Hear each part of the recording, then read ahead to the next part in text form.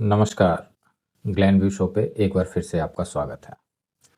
आज जिस विषय पे हम लोग चर्चा करने जा रहे हैं वो है बुलडोजर।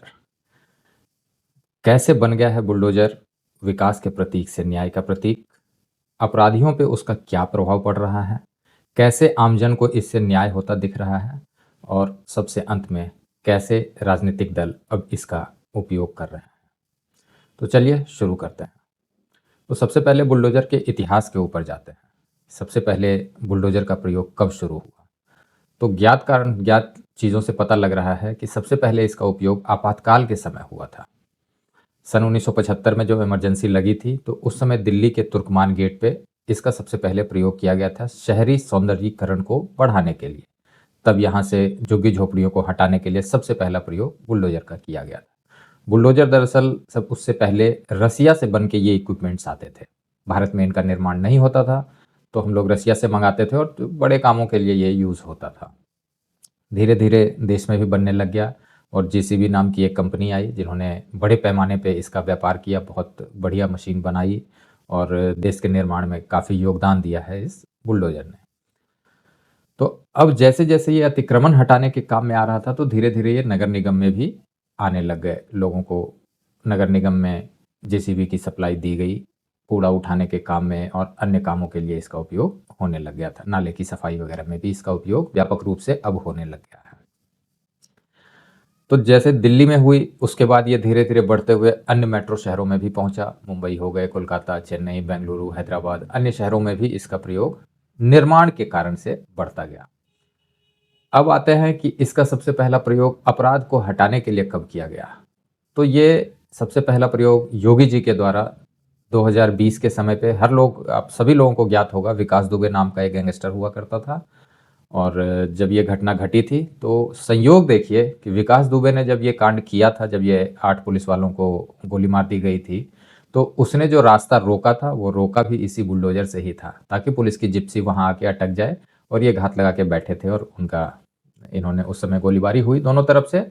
8 पुलिस के जवान उसमें मारे गए थे। बाद में विकास दुबे का घर बुलडोज कर दिया गया, उसको एनकाउंटर में मार दिया गया। जो गाड़ी पलटने वाली कहानी है आप हर किसी को ज्ञात है, बहुत ज़्यादा पुरानी कहानी नहीं है, 5 साल पहले की घटना है ये। अब आता हूं कि आखिर बुलडोजर का उपयोग इतना ज़्यादा हो क्यों रहा है। तो उसका एक बड़ा कारण है अपराध पे लगाम लगाने के लिए। एक तो देश के निर्माण में जो कार्य कर रहे हैं, ये जो उनका कार्य है वो तो चल ही रहा है, अपराधियों के ऊपर लगाम लगाने के लिए भी इसका उपयोग अब किया जाने लग गया है। अब सबसे पहली बात आती है कि अपराधी बनता कैसे है और क्यों फिर बाद में उस बुलडोजर का उसका उपयोग करके उसके ऊपर लगाम लगाया जाता है। सबसे पहले प्रकरण को समझिए। एक अपराधी सबसे पहली बार कोई अपराध कब करता है? या तो गुस्से में उससे कुछ हो गया, या जानबूझकर भी उसने किया हो, या किसी भी कारणवश भूलवश हो गई, ज्ञात अज्ञात किसी कारणों से एक अपराध उससे हो गया। अपराध के तौर पे अब उसे जेल जाना होता है। जेल जाने के बाद उसकी दुनिया बदल जाती है। अब यहाँ पे भी दो पक्ष आते हैं, समाज का भी पक्ष आता है। जिस बंदे के ऊपर जिसने ये अपराध किया है और जब वो जेल जाता है तो पीछे समाज में उसके परिवार का बहिष्कार और तरह तरह की बातें की जाती है। इसका बेटा जेल गया है और इन कांड में सम्मिलित है, इस तरह की बातें। तो समाज में उनकी प्रतिष्ठा दांव पे होती है। वहीं दूसरी तरफ जब वो बंदा जेल जाता है तो उसे वहां और बड़े बड़े सूरमा मिलते हैं, बड़े बड़े बाहुबली मिलते हैं। तो अब वो उसो पेश में होता है कि अब मैं वापस समाज की तरफ जाके मुख्य धारा में जुड़ूं या मैं इसे ही अपना खाने कमाने का जरिया बना लूं। दादाओं के संसर्ग में रह के जेल के अंदर उसकी मति गति वैसी ही बनती जाती है। जब आप अपराधियों के बीच में रहते हैं तो आपका मन भी उस तरह की चीज़ों को लेके देखने लगता है और एक दिन ऐसा आता है कि जब आप उसमें ही सम्मिलित हो जाते हैं। तो वहां से ये सारी कहानी बदलती है। अब वो वापस जेल से जब बेल पे आता हो या किसी भी तरह से छूट के आता है तो वापस जब समाज में आता है तो वो देखता है कि अब लोग उससे दूरी बना के रखते हैं, लोग उससे मिलना जुलना पसंद नहीं करते हैं। तो अब क्या हो रहा है, इसके एवज में वो उन्हीं चीजों को वापस से दोहराने लग जाता है जिन चीजों के लिए वो जेल गया था। जिस अपराध में वो जेल गया था वैसे ही अपराध से। और दूसरा, उसका डर भय खत्म हो जाता है। एक बार आप जेल पुलिस इन सब चीजों से हो लेते हो तो फिर आपके मन में किसी प्रकार का डर नहीं रहता कानून का। फिर वो इनमें सम्मिलित होता चला जाता है, सम्मिलित होके पैसे बनाता है। अब पैसे बनाने के भी अलग अलग हैं। सबसे पहले वो तस्करी में जाएगा, शराब में जाएगा, ड्रग्स में जाएगा और जितने इलीगल धंधे हैं वो सब में वो करेगा काम। लोगों को मारने के पैसे लेगा, सुपारी लेगा, हर तरह के वो काम वाम सब ये सब करके वो पैसे बनाएगा। जब कुछ पैसे बन जाते हैं, 2-4 उसके सहयोगी उसके साथ हो जाते हैं, फिर इसका अगला कदम होता है सरकारी ठेके पे कब्जा करना, सरकारी ज़मीनों पे कब्जा करना, दूसरों की ज़मीनों पे कब्जा करना, कहीं अतिक्रमण कर लेना और इन सब पे वो अपना एक निर्माण करता है, आलीशान बंगले बनाएगा, दुकानें, मकान सब कुछ बनाएगा और उसे किराए पे लगाएगा या अन्य तरह की चीज़ों से, ताकि उसकी ये जो फंडिंग का जो इकोसिस्टम है वो बना रहे। उससे लगातार वो पैसे उसे मिलते रहें ताकि उसका घर-बार चलता रहे और बाकी चीज़ें भी अनवरत चालू रहें। अब ये तो एक पक्ष हो गया। अब दूसरा पक्ष है कि इसको मिटाया कैसे जाए? अब तो वो धीरे-धीरे अपराधी तो बाहुबली बन गया है, अब तो वो माफिया है, अब तो सरगना है वो, अब तो उसके पास करोड़ों की दौलत है। उसके इस अर्थतंत्र पे ही लगाम लगाने के लिए सबसे पहले उसका घर गिराया जाता है, मकान-दुकान और जो कुछ भी है, उसे सबसे पहले नेस्तनाबूद कर दिया जाता है और उसमें सबसे व्यापक रूप से बुलडोज़र का इस्तेमाल होता है। अब मैं आता हूँ, जो ये न्याय की प्रणाली है, इसका सबसे पहला उदाहरण कब मिला? तो पुलिस के द्वारा सबसे पहले भागलपुर दंगे में कुछ अपराधियों के आंख में तेजाब डाल दिया गया था और वहां से ये त्वरित न्याय की प्रक्रिया शुरू हुई। जब समाज में आपने इतना आतंक बना दिया है, इतना सब कुछ चल रहा है, तो समाज में एक डर का माहौल बन जाता है।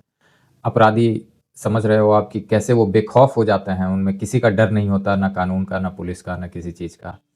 तो ये डर वापस से डालने के लिए इन चीज़ों का प्रयोग होता है। तो इसमें पहली चीज़ होती है कि जो भागलपुर कांड मैंने आपको बताया, उसमें जेल के अंदर, थाने के अंदर ही बंद अपराधियों के आंखों में तेजाब डाल दिया गया था। उसमें बाद में पुलिस वाले सस्पेंड हो गए। दूसरा आता है एनकाउंटर। एनकाउंटर में भी बड़ी चीज़ें होती है, फेक है, सही है, गलत है, बहुत पहलू हैं। फिर जांच होती है, फिर वो उसके न्यायालय में जाता है, वहाँ से साफ पाक साफ होके आप निकलोगे। तो पुलिस वाले ये करना नहीं चाहते हैं क्योंकि बहुत बारी उसमें फंस जाते हैं वो। तो एनकाउंटर भी एक उसका एक पहलू है कि उसमें दोनों तरह की चीज़ें हैं, या तो पुलिस वाले के ऊपर गाज गिर जाती है या फिर अपराधी तो चलो उसका सफाया हो जाता है। पर ये जो बुलडोजर एक्शन है, ये इसके पूरे इकोसिस्टम को ध्वस्त करने का तरीका है। अब पुलिस प्रताड़ना की रिपोर्ट आपने देखी होगी, कस्टोडियल डेथ की देखी होगी, तो पुलिस वाले थोड़ा सा इन चीज़ों से हटके ही रहते हैं। तो अब आखिर पुलिस ही कानून है, अब करे तो करे क्या? एक बंदे के पास क्या और उपाय हैं जिससे इस पे लगाम लगाई जा सके? समाज में जो डर का माहौल बना हुआ है, उसका अंत कैसे किया जाए? तब काम आता है यहाँ पे बुलडोजर। अब उत्तर प्रदेश में जो कार्रवाई हुई वो पूरे देश भर में नज़ीर बन गई। जो विकास दुबे पे पहली कार्रवाई हुई थी, इसके बाद इसकी अनवरत श्रृंखला चलती रही, धीरे-धीरे नाम जुड़ते रहे, कभी अतीक अहमद, अब देखो उनके ऊपर बुलडोज़र जहाँ पे चले, जहाँ अवैध कोठियाँ थी, उसके ऊपर जनता फ्लैट्स बना के गरीब लोगों को फ्लैट्स दे दिए गए हैं। फिर आया मुख्तार अंसारी, अभी करंट में चल रहा है तौकीर रजा के ऊपर, डेली अपडेट में आप देख रहे होंगे कि उनके सगे संबंधियों के जितने भी अवैध कब्जे थे वो छुड़ाए जा रहे हैं, उस पर बुलडोजर कार्रवाई हो रही है। आजम खान के उस पर बुलडोजर कार्रवाई हुई थी। तो ऐसे तमाम तरह के उदाहरण हैं जिन पे ये चीज़ें हुई हैं। अब इसमें दो पहलू हैं कि जिन पे कार्रवाई हो रही है वो सरासर अवैध ही होते हैं, क्योंकि इनका काम ही, मुख्य पेशा ही यही है, अपना नाम बनाने के बाद इस क्राइम की दुनिया में फिर ये वापस से कब्जा वब्जा यही सब करते हैं, तो वो अवैध ही होता है। तो उसका टूटना स्वाभाविक है। वहाँ पे सबसे व्यापक रूप से सबसे बड़ा रोल अदा करता है तो वो है अपना बुलडोजर। अब इसका फैलाव देखिए, हरियाणा, गुजरात, हिमाचल, उत्तराखंड, बिहार, मध्य प्रदेश, दिल्ली, छत्तीसगढ़, हर जगह पे बुलडोजर कार्रवाई चल रही है। अब इन सब के बीच में एक सवाल आता है कि ये कितना उचित है और कितना अनुचित है। जब आप समाज की तरफ से देखते हैं, जब आप आम जनमानस की भावना को समझते हैं, तो उन्हें त्वरित न्याय की जो ये प्रक्रिया है, उसमें एक अच्छा अनुभव होता है कि चलो इसे तुरंत न्याय मिला। न्यायालय में न्याय तो आपको 20-25 साल से, अब एक बात और सोचने वाली है कि आखिर इसकी ज़रूरत इसलिए भी पड़ रही है क्योंकि न्यायालय मूर्त रूप में हो चुका है, मृत प्राय हो चुका है। 20-25 साल में आपको न्याय मिलेगा, मिलेगा कि नहीं मिलेगा उस पर भी संशय है। तो उसके एवज में ये एक पैरेलली खड़ा हो गया त्वरित न्याय का ये प्रतीक। अब इसमें आप कोई अपराध करते हो, सबसे पहले आपका घर बुलडोज कर दिया जाता है। जो भी इसमें आपके साथ जिसकी भी संलिप्तता पाई जाती है, तो उसके शरीर से छत छीन ली जाती है। पूरे जीवन में एक इंसान पूरी मेहनत करके एक घर बनाता है और अपने चैन की नींद सोने के लिए एक अच्छा पैसा उसमें इन्वेस्ट करता है, और अगर उसे ही छीन लिया जाए तो आपकी रातों की नींद गायब हो जाती है। और एक अपराधी के लिए इससे बड़ा डर का माहौल और कुछ नहीं हो सकता। अब देखिए इसमें 2 तरह की बातें और आती हैं, ये कितना उचित और कितना अनुचित है। कुछ लोग कहते हैं कि ये टारगेटेड कार्रवाई की जाती है, किसी एक समुदाय विशेष पे की जाती है, किसी पे नहीं की जाती है। तो मेरा मानना है ऐसा नहीं, अपराध कि कैसा भी हो, कोई भी हो, अपराधी हो, विकास दुबे किसी अन्य उससे नहीं था, वो भी समाज का ही था, उसके ऊपर भी कार्रवाई, ऐसे तमाम उदाहरण हैं। अब ये उचित का तो पक्ष हो गया, कभी-कभार ये अनुचित भी हो जाता है। अब आपको मैं एक एग्ज़ाम्पल देता हूँ कंगना राणावत के साथ जो हुआ था। बीएमसी ने क्या करा, उनके घर के ऊपर, स्टूडियो के ऊपर बुलडोज़र चला दिया। कुछ दिन तक तो वो शांत रहीं, कोर्ट में गई, केस किया और आज की डेट में बीएमसी से उसे हर्जाना मिल चुका है लगभग तकरीबन 3-4 करोड़ का और फिर से उनका वो स्टूडियो बन गया है। तो आखिर इसमें जो अनुचित हुआ उनके साथ, कंगना राणावत के साथ, तो उसका ज़िम्मेवार कौन है? एक प्रश्न और खड़ा होता है इस पे कि जो ये बुलडोज़र की कार्रवाई की जाती है, उन लोगों पे क्यों नहीं की जाती जो भ्रष्ट नेता हैं, जो बिल्डर हैं या अन्य तरह के जिनके ऊपर ईडी की रेड है और ये सब चीज़ें हैं, इनके ऊपर क्यों नहीं बुलडोज़र कार्रवाई की जाती है? सबसे पहला तो मैं कहता हूँ कि बुलडोज़र की कार्रवाई साथ में उन लोगों पे भी हो, जो बिल्डरों को बनाने देते हैं, बिना नक्शा पास किए हुए या नक्शा में भी फेरबदल या जिस भी प्रक्रिया से वो गुज़रता है, उसमें पैसे लेकर और चीज़ें गलत-सलत करके वो कर देते हैं। तो ऐसे लोग भी अगर पकड़े जाएँ, तो उनके घर पे भी बुलडोज़र चलना चाहिए। सरकारी बाबू हो गए, करप्ट नेता हो गए, राजनीतिक लोग हो गए, इन सब पे, अवैध कॉलोनियों पे तो खूब चल रहा है पर इनके ऊपर नहीं चलता। तो एक पक्ष ये रहता है ये। अब इसमें एक और है कि जितने ये अपराधी हैं, बाहुबली जब ये बन जाते हैं तो फिर ये राजनीति में भी आ जाते हैं, किसी न किसी पार्टी में जॉइन कर लेते हैं। तो इस वजह से इनको थोड़ा-सा एक ऊपर से इन्हें मिल जाता है एक चादर जो इन्हें प्रोटेक्ट करता है। अब आता हूँ एक अगले विषय पे जिसमें है कि इससे सरकार को क्या फ़ायदा मिला है। तो इस फ़ायदे को सुन के आप चौंक जाएँगे। मैं सबसे पहला उदाहरण लेता हूँ यूपी में। अभी आपने सुना होगा कुकरेल नदी के किनारे जो अवैध कब्ज़ा था वो छुड़ाया गया। अभी करंट में बरेली में बुलडोज़र चल रहे हैं, मेरठ में चल रहा है, वाराणसी के दाल मंडी में बुलडोज़र कार्रवाई चल रही है। तो इन सबको मिला के लगभग-लगभग सरकार ने 64,000 एकड़ से ज़्यादा ज़मीन अभी तक रिकवर कर ली है, सरकारी ज़मीन, जिस पे अवैध कब्ज़ा था। वैसे ही एमपी में आपने देखा खरगोन में हुआ, इंदौर में भी कार्रवाई हुई। तो इन सब चीज़ों को मिला के अगर आप देखेंगे तो 23,000 एकड़ की ज़मीन कब्ज़ा में जो पहले इन लोगों के कब्ज़े में थी, उसे मुक्त कराया गया है। अगले उस पे आ जाइए, नई दिल्ली में क्या चल रहा है। अभी भी तमाम तरह की झुग्गी-झोपड़ियों को हटाने का कार्य चल रहा है और 250 से ज़्यादा एकड़ ज़मीन यहाँ भी मुक्त कराई गई है। और एक और इसमें बात है, 8 एकड़ की ज़मीन डिफेंस की भी थी, जिसे वापस डिफेंस को दे दिया गया है। डिफेंस से मुझे एक याद आया, हैदराबाद में भी ऐसी एक घटना हुई थी अभी पिछले महीने ही, जब कुछ लोगों ने वहाँ पे, एक समुदाय विशेष लोगों ने वहाँ पे कहा कि हम अपना नमाज़ अदा करेंगे और इस वजह से ये विवाद फैल गया। फैलने के बाद सेना ने कार्रवाई की और फिर वो अपनी ज़मीन भी मुक्त कराई। और हालाँकि उसमें एक वक्फ बोर्ड का भी एंगल था कि ये वक्फ बोर्ड की ज़मीन है और तमाम तरह की चीज़ें हैं। हालाँकि वो डिफेंस की ज़मीन थी और डिफेंस ने उसे वापस ले ली। खैर, अब मैं आता हूँ एक उत्तराखंड पे, ज़बरदस्त तरीके से बुलडोज़र चल रहा है। वहाँ पे आपको पता है जिम कॉर्बेट में, हरिद्वार में और 8,000 से ज़्यादा मज़ारें और अवैध इन तरह की चीज़ों को ध्वस्त किया जा चुका है। जंगलों में, जिम कॉर्बेट के जंगलों में जाके ये कार्रवाई हो रही है। तो सरकार ने वहाँ पे जो ज़मीनें, लगभग 10,000 एकड़ के करीब ज़मीन वापस से अपनी रिकवर की है। वैसे ही गुजरात का एक उदाहरण देता हूँ, बेट द्वारका हो गया, अभी सूरत में है, वडोदरा में अभी कार्रवाई चल रही है। तो तमाम जगह पे आप देखोगे कि ये कार्रवाई चल रही है। ये अवैध कॉलोनियों की और झुग्गी-झोपड़ियों की बात कर रहा हूँ मैं। अभी मैं किसी सरगना और माफिया की बात नहीं कर रहा। तो सरकार अपनी लैंड, ज़मीनें ये वापस ले रही है। किससे ले रही है? तो अवैध घुसपैठियों से, रोहिंग्याओं से और जो भी ये लोग बाहर से आए हैं और इधर आके बस गए, उनसे। अब आइए सबसे बड़े प्रकरण में, जो है असम। असम में व्यापक रूप से अभी चल रहा है, व्यापक कार्रवाई हो रही है और एसआईआर का मुद्दा भी अभी गरमाया हुआ है, तो इस वजह से भी काफ़ी लोग छोड़ के भी भाग रहे हैं। तो वहाँ पे भी तकरीबन 50,000 एकड़ से ज़्यादा की ज़मीन अब तक वापस ली जा चुकी है। तो ये आंकड़े हैं, ये लगभग इस महीने के शुरुआत के हैं। तो अंत आते-आते तक मुझे लगता है आंकड़ों में और भी बढ़ोतरी होगी और आंकड़े और भी रिफाइन निकल कर आएँगे।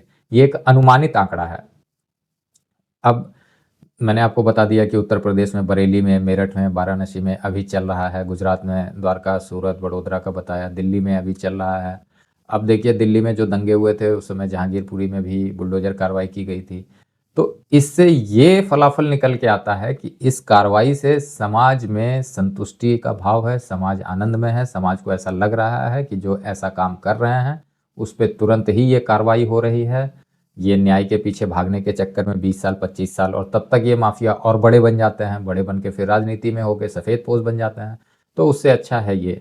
तो मेरे हिसाब से बुलडोजर की जो ये कार्रवाई है और जो इसे योगी आदित्यनाथ ने शुरू किया और ये पूरे देश में व्यापक रूप से फैला, तो मेरा मानना है कि बुलडोजर ये विकास का जो प्रतीक था वो अपने साथ साथ अब न्याय का भी प्रतीक बन गया है।